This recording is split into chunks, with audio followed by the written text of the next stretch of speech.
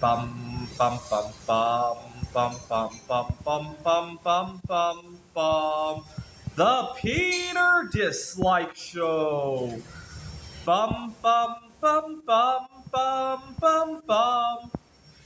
Yesterday, as I was riding the subway here in Taiwan, so a little bit of background on public transportation here. Then we have a subway within the Taipei city, and we have trains that extend out of Taiwan. And if you want to go to the other big cities in Taiwan, like Taichung or Kaohsiung, we have a supersonic train, and almost nobody flies within Taiwan. I don't think you can even take a domestic flight here in Taiwan. I'm pretty sure you can't because as soon as you go through security, your next stop is customs. So we just got really good public transit. Nobody really drives either.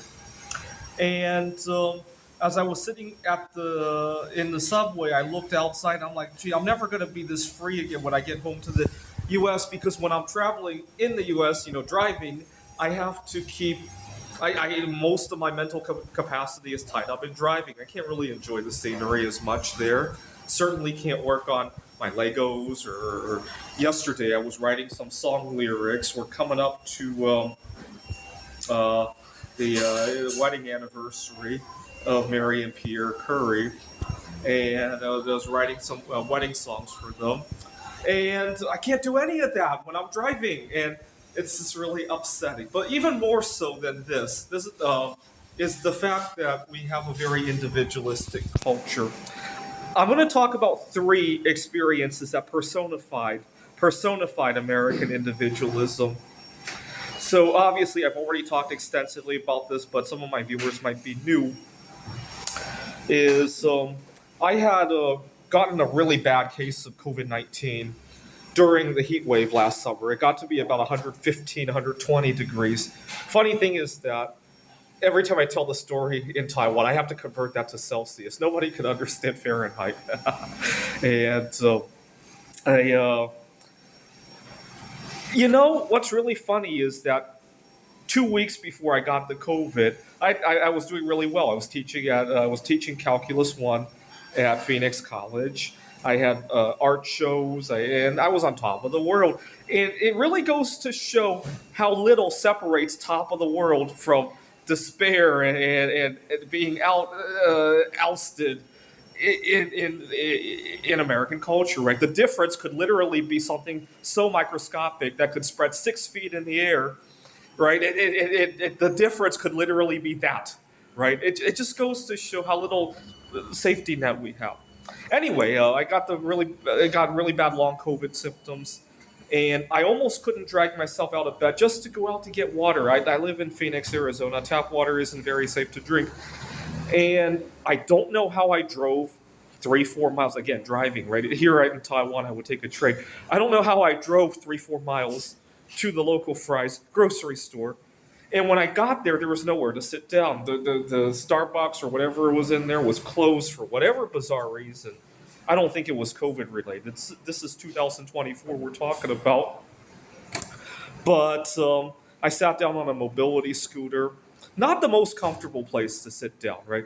That's like somebody who otherwise would have a first class seat sitting down on a coach seat just because he's so sick he can't make it all the way to the front of the plane anymore, right? I'd much rather go home, right, if I could, right? And so I think the store should know that, right? Especially in light of how sick I look. But anyway, the store security, was it wrong for him to come talk to me and find out what's going on? Not necessarily. But he could have started with, hey, good morning, how's it going, right? Or whatever, right? Instead, he barks out, sir, this is not a seating area. And he said it in a very stern way, too. And when I went to apologize to him and told him that I'll make it quick, I'm just recovering from COVID-19, the only reason he didn't pick me up and drag me out of the store was because I said COVID-19. Had I said anything other than an infectious disease, right? Had I had cancer, had I been mentally upset, somebody had just stolen my car out in the parking lot of that store. So my girlfriend had literally just left me while the two of us were in the store. Had it been any of that, anything non-contagious, right? I bet he would have dragged me out of the store, right? And was it just him that I'm upset at? Not necessarily. He personified what American individualism is all about.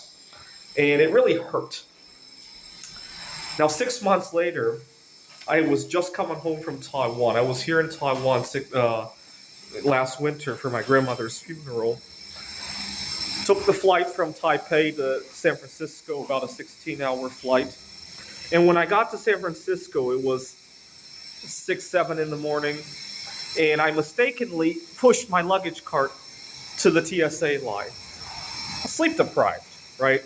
I normally would be much more vigilant going through security. Now, the security guard could have just told me that, how was your flight? We really like to keep the lines tidy. Would you mind leaving your cart here? Had he said that, I probably wouldn't even remember it today.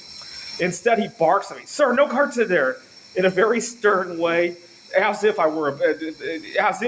if that shopping cart had crossed a certain line, it would cause the whole airport to explode. The way he said it, it sounded like that was the case, right?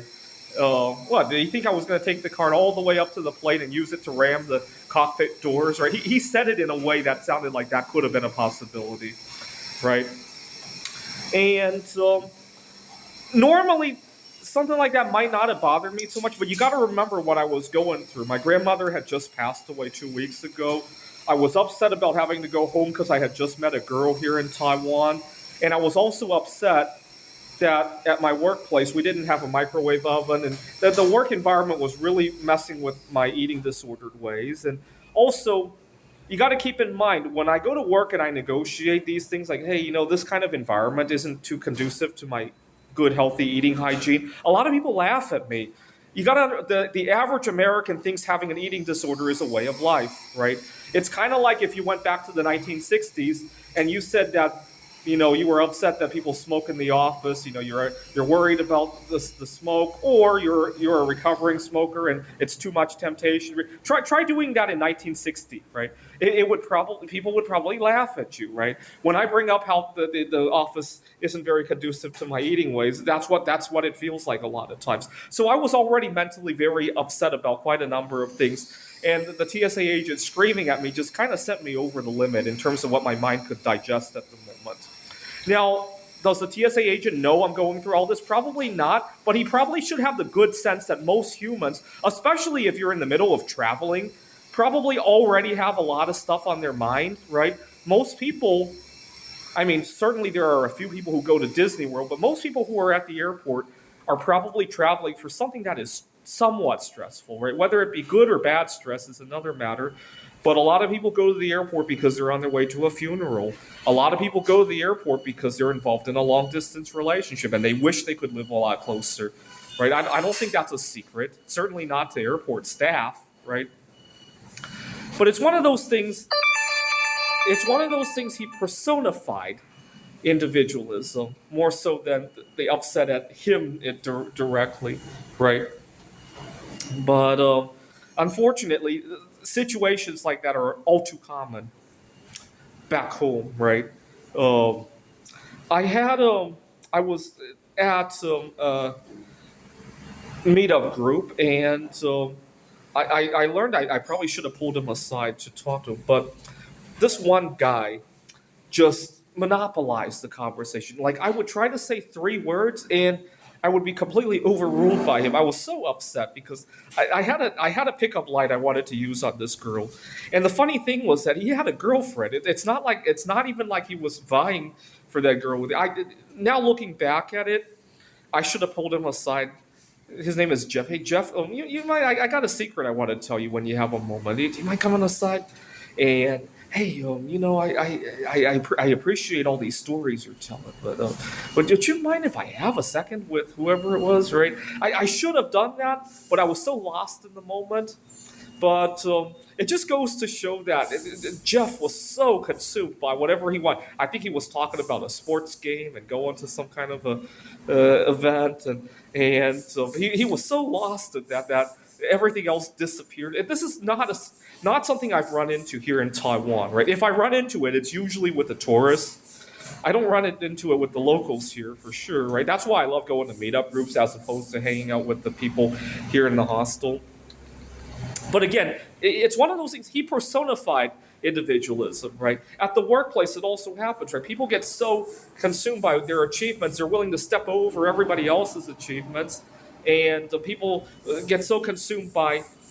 See, the average day at work in America, people are thinking about getting their check on Friday. They're thinking about how do I survive the next layoff. They're not thinking about the big picture, right? How do we work together, right? And you know, the guy at the meetup group, he kind of just personified all of that, right? Anyway, I hope these three people will go directly to hell. Don't even collect 200 bismuth crystals. Just go to hell. This is a Peter Dislike Show. Bum bum bum bum bum bum bum bum bum bum bum bum.